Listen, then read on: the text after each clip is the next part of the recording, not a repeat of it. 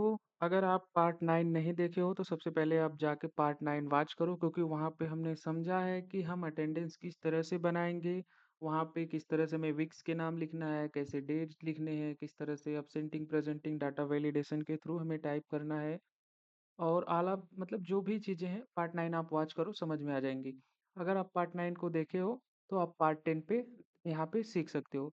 तो हमने पिछले वीडियो में अटेंडेंस किस तरह से निकालना था वो तो हमने देख लिया था। आज की वीडियो में हम देखेंगे कि हमने जो भी जितना दिन भी हमने काम किया है वो किस तरह से यहाँ पे हम काउंट करेंगे। उसको काउंट करने के लिए देखिए मैं पहले यहाँ पे डाटा बना दिया हूँ कि मतलब इस सेल में मैंने लिख दिया एब्सेंटी, यानी कि जो एब्सेंट रहेगा वो यहाँ पे लगेगा फार्मूला के थ्रू, उसका यहाँ पे एब्सेंटी शो करेगा।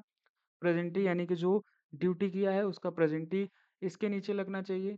वीकली ऑफ यानी कि हफ्ते में कितना दिन छुट्टी है वो वीक ऑफ वाला फार्मूला यहाँ पे अप्लाई होगा। एसएल यानी कि सीक लीव, उसका यहाँ पे निचले वाले सेल में अप्लाई होगा। पी डेज यानी कि ये टोटल उसका कितना इस महीने में ड्यूटी हुआ, और आवर्स यानी कि कितने घंटे उसने यानी कि ओवर टाइम कितना किया है। तो चलिए सबसे पहले हम फार्मूला लगाते हैं। फार्मूला लगाने के लिए हम यहाँ पे सेल पे क्लिक करेंगे।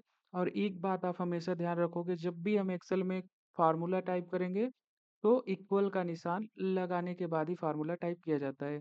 तो सबसे पहले हम लगाएंगे इक्वल का निशान, और यहाँ पे हम यूज करेंगे काउंट इफ का। तो हम लिखेंगे काउंट। जैसे ही हम काउंट लिखेंगे तो काउंट से रिलेटेड बहुत सारे फार्मूले यहाँ पे शो करेंगे। आगे चल के हम सबको एक एक फार्मूले को देखने वाले हैं। फिलहाल के लिए हम अभी काउंट इफ का यूज करने वाले हैं, तो हम काउंट इफ पे आ जाएंगे और यहाँ पे हम कर देंगे टैब को प्रेस। अब ये पूछ रहा है कि रेंज, यानी कि हमें वो रेंज बताओ जहाँ से हमें डाटा को ढूंढना है, जो कुछ भी आप चाहते हो ढूंढना। तो मैं इसको कर देता हूँ जूम आउट, और रेंज यहाँ से हम इसको दे देते हैं यहाँ तक। ये यहाँ से लेके यहाँ तक हम सेलेक्ट कर लेते हैं, यानी कि डेट 1 यानी कि 1 तारीख से लेके 31 तारीख तक हमने रेंज सेलेक्ट कर लिया है। अब ये पूछ रहा है क्राइटेरिया।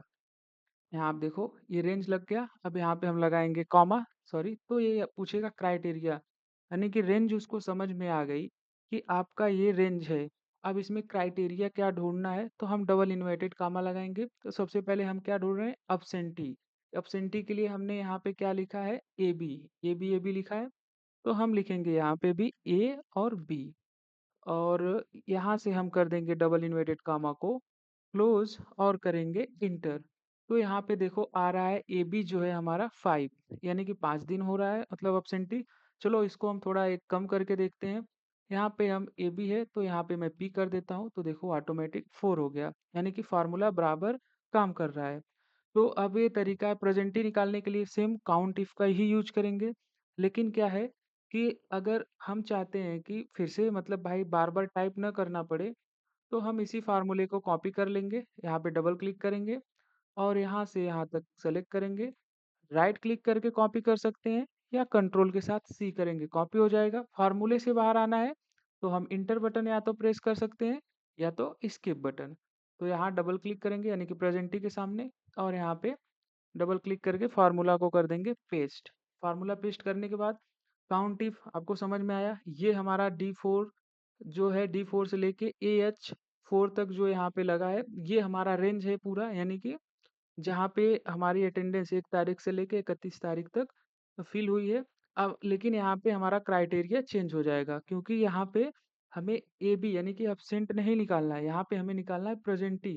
तो हमने प्रेजेंटी के लिए पी लगाया है फार्मूला, तो सिंपल सा पी लिखेंगे और एंटर कर देंगे। तो यहाँ 20 डेज यानी कि 20 दिन का प्रेजेंटी आ रहा है।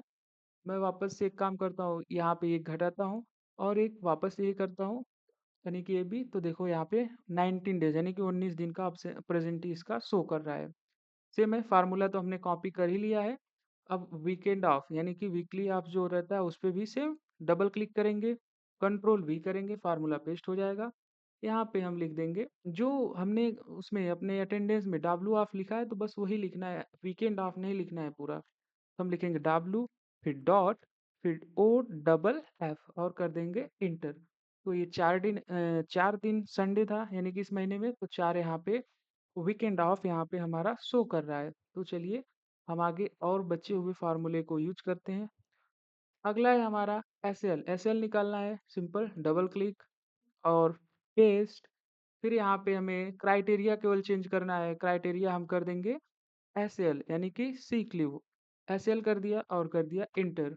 तो हमारा 3 दिन एसएल है यानी कि सिक लीव है। यहाँ से हम करते हैं 1 दिन बढ़ा देते हैं जैसे यहाँ पे है, तो मैं यहाँ पे एक और एसएल कर देता हूँ। तो देखो यहाँ पे 4 दिन एसएल हो गया और उसका प्रेज़ेंटी 90 डेज़ हो गई, ठीक है? चलो, अब हमें निकालना है ये तो ओवरऑल हो गया कि हमारा कितना दिन प्रेज़ेंटी है, कितना दिन एब्सेंटी है, कितना दिन वीकेंड ऑफ है और कितना दिन एसएल लगा है। लेकिन अब हमें पी डेज़ निकालना है यानी कि टोटल हमने महीने में कितना दिन ड्यूटी किया है। तो देखो, कंपनी में अगर आप काम की हो तो आपको ये मालूम होगा कि अब्सेंटी यानी कि जो आप छुट्टी मारते हो, यानी कि आप छुट्टी ले लेते हो, जॉब पे नहीं जाते हो, तो उसी का अब्सेंटी कटता है। यानी कि अगर आप महीने में 4 दिन नहीं गए अपनी मर्ज़ी से, तो उसी का आपका छुट्टी कटेगा और प्रेज़ेंटी आपका और बाकी सारी चीज़ों को लगेगा। जैसे आप ऐसे यानी कि सिक लीव पे हो, अगर ड्यूटी के टाइम में आप बीमार हो जाते हो, तो उसका आपका प्रेज़ेंटी लगता है कंपनी में। और जो है कि वीकेंड ऑफ यानी कि संडे का छुट्टी, उसका भी प्रेज़ेंटी में जोड़ा ही जाता, उसका भी प्रेज़ेंटी में ही जुड़ता है और प्रेज़ेंटी यानी कि जो आप ड्यूटी के हो तो प्रेज़ेंटिंग में ही जुड़ेगा। तो सिंपल सा हमें ये निकालने के लिए हम लगाएँगे इक्वल का निशान और यहाँ पे फ़ॉर्मूला टाइप करेंगे सम, SUM सम टाइप करेंगे और टैब प्रेस करेंगे। अब यहाँ पे देखो पूछ रहा है नंबर 1, नंबर 2, तो हम इस तरह से भी टाइप कर सकते हैं, अदरवाइज़ हम यहाँ से लेके यहाँ तक यानी कि हमारा प्रेज़ेंटी, वीकेंड ऑफ और एसएल ये तीनों काउंट होगा, इसको सेलेक्ट करेंगे और कर देंगे इंटर, यानी कि 28 डेज़ इस महीने में हो गया ड्यूटी। और ये फ़ॉर्मूला देखो अभी हमने सिंगल-सिंगल पे अप्लाई किया है, हम यहाँ पे क्लिक करेंगे और नीचे तक लाके ड्रैग करके छोड़ देंगे यहाँ तक। तो ये हमारा सब पे अप्लाई हो जाएगा और हम चाहते हैं कि नीचे तक ड्रैग ना करना पड़े, तो हम यहाँ पे क्लिक करेंगे और यहाँ पे डबल क्लिक कर देंगे। तो सब में अप्लाई हो जाएगा सेम, फटाफट इसको कर लेंगे इसी तरह से, यहाँ पे डबल क्लिक और डबल क्लिक। अब इसको हम कर लेते हैं थोड़ा सेंटर में, इसको हम सेंटर में कर लेते हैं यानी कि इसको हम कर ले रहे हैं सेलेक्ट, ये जहाँ तक है हमारा और यहाँ से कर ले रहे हैं सेंटर में, ठीक है? थोड़ा-सा इसको बोल्ड कर दें ताकि चीज़ें आपको समझ में आए ज़्यादा, ठीक है? थोड़ा-सा बड़ा कर देता हूँ। ये देखिए, तो ये हो गया हमारा प्रेज़ेंटिंग डेज़ यानी कि टोटल कितना प्रेज़ेंटिंग डेज़ है। अब हमें निकालना है आवर्स यानी कि कितने ओवरटाइम कौन-सा कितने घंटे का किसका है। तो फटाफट हम ओवरटाइम, क्योंकि देखो ओवरटाइम हमें इस तरह से फ़ॉर्मूले से नहीं भर सकते, क्योंकि ओवरटाइम कोई किसी दिन 4 घंटे का करता है, कोई किसी दिन 8 घंटे का कर रहा है, डिपेंड करता है कि वो कितने घंटे का ओवरटाइम करेगा। तो हमें वो मेंटेनेंस रजिस्टर को लेके यानी कि जिसमें अटेंडेंस लगाते हैं, जो भी लगाता होगा, वहाँ से लेके हमें फटाफट फ़िल कर लेते हैं। यानी कि मैं एग्ज़ाम्पल दे रहा हूँ। तो मैं सबसे पहले एक काम करता हूँ, मैं फटाफट फ़िल कर लेता हूँ, फिर आगे वीडियो को देखते हैं। तो हमने अपना आवर्स टोटल कंप्लीट कर लिया यहाँ पे यानी कि फ़िल कर दिया है। देखो जैसे यहाँ पे आप देख रहे होंगे सामने 0-0 दिखाई दे रहा है, 0-0। तो क्योंकि ये मैनेजर और सीनियर मैनेजर का है, तो जैसा हमने अटेंडेंस वाले पार्ट जो हम सैलरी शीट बना रहे थे, तो उसमें हमने देखा था कि हम मैनेजर का और सीनियर मैनेजर का या अकाउंटेंट हो गए, तो इनका ओवर टाइम नहीं लगता है, तो इनका इसीलिए मैं 0-0 करके रखा हूँ। और हम देखो यहाँ तक तो हमारा काम हो गया, लेकिन हम इसको अटैच करना चाहते हैं जो कि हम पार्ट 8 में सीखे थे जैसे ये वाला। तो यहाँ पे देखो अभी हमारा पीडेज 0-0 यानी कि कुछ भी नहीं है, यानी कि ब्लैंक है, ओवरटाइम भी ब्लैंक है। तो हम चाहते हैं जो पार्ट 10 में हमने अटेंडेंस बनाया है, जब भी अटेंडेंस आगे से हम इसमें कोई अब्सेंट हो रहा है, कोई प्रेज़ेंट हो रहा है, किसी का ओवरटाइम चल रहा है, तो वो ऑटोमैटिक वहाँ पे शो करे। तो उसके लिए हम यहाँ पे फ़ॉर्मूला यूज़ करेंगे यानी कि यहाँ से अटेंडेंस को हम अपने सैलरी शीट से लिंक कर देंगे, ताकि अटेंडेंस यहाँ पे फ़िल हो और हमारा सैलरी शीट में उसका सैलरी ऑटोमैटिक तैयार होता रहे। तो हम पार्ट 8 पे क्लिक करेंगे यानी कि जहाँ पे हमारा सैलरी शीट है और यहाँ पे आएँगे, मैं ज़ूम कर देता हूँ थोड़ा आपको और यहाँ पे लगाएँगे इक्वल का निशान। इक्वल का निशान लगाने के बाद सिंपल सा हम आ जाएँगे अपना पार्ट 10 में। पार्ट 10 में आने के बाद हम यहाँ पे क्लिक करेंगे यानी कि पी-डेज पे और कर देंगे इंटर। जैसे ही इंटर करेंगे तो हम देखो ऑटोमेटिक आ जाएँगे अपने सैलरी शीट पे और यहाँ पे हमारा 27 डेज़ दिखा रहा है और यहाँ पे डबल क्लिक कर देंगे तो ऑटोमेटिक सबका सैलरी शीट आ जाएगा। यानी कि केवल इक्वल का निशान लगाना है और इंटर, एक क्लिक में आप आ जाओगे यहाँ पे यानी कि सैलरी शीट में। वापस से हमें ओवरटाइम भी सेम तरीके से इक्वल का निशान, फिर आएँगे पार्ट 10 में। पार्ट 10 में आने के बाद आवर्स यहाँ पे क्लिक करेंगे और कर देंगे यहाँ से इंटर।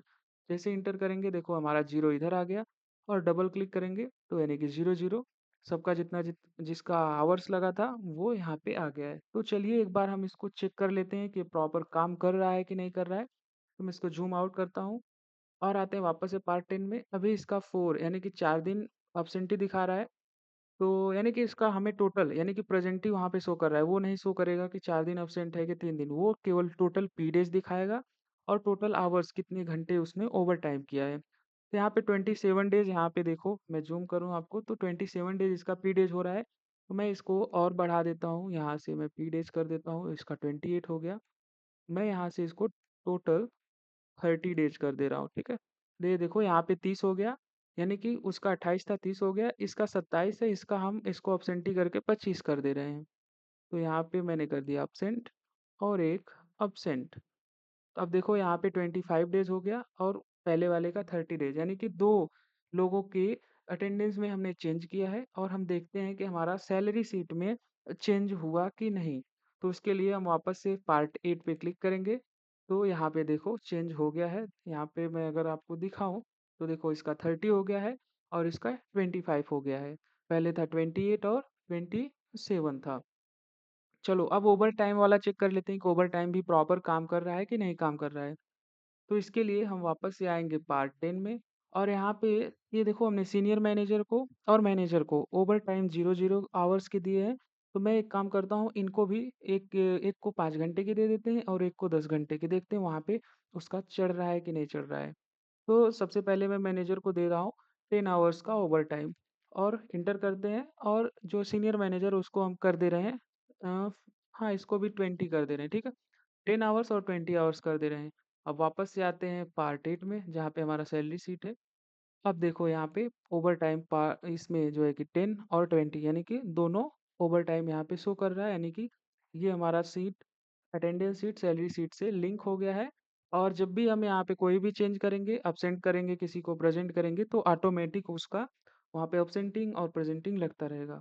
तो अगर आपको वीडियो अच्छा लगा है, समझ में आया है तो आप चैनल को कर लो सब्सक्राइब क्योंकि इस पे और इसी तरह की वीडियोज़ आने वाले हैं और एक कल वीडियो बनाने वाले हैं जिसमें कि हम 40 से भी ज़्यादा फार्मूला एक सिंगल वीडियो में सीखने वाले हैं और उसको बहुत ही अच्छे तरीके से। तो आप चैनल पे ऐसे ही जुड़े रहो और वीडियो को देखते रहो। अगर कुछ आपका क्वेरी है, प्रॉब्लम है तो आप उसको कमेंट करो और कमेंट करके आप बता सकते हो, मैं उससे रिलेटेड वीडियोज़ बना दूँगा।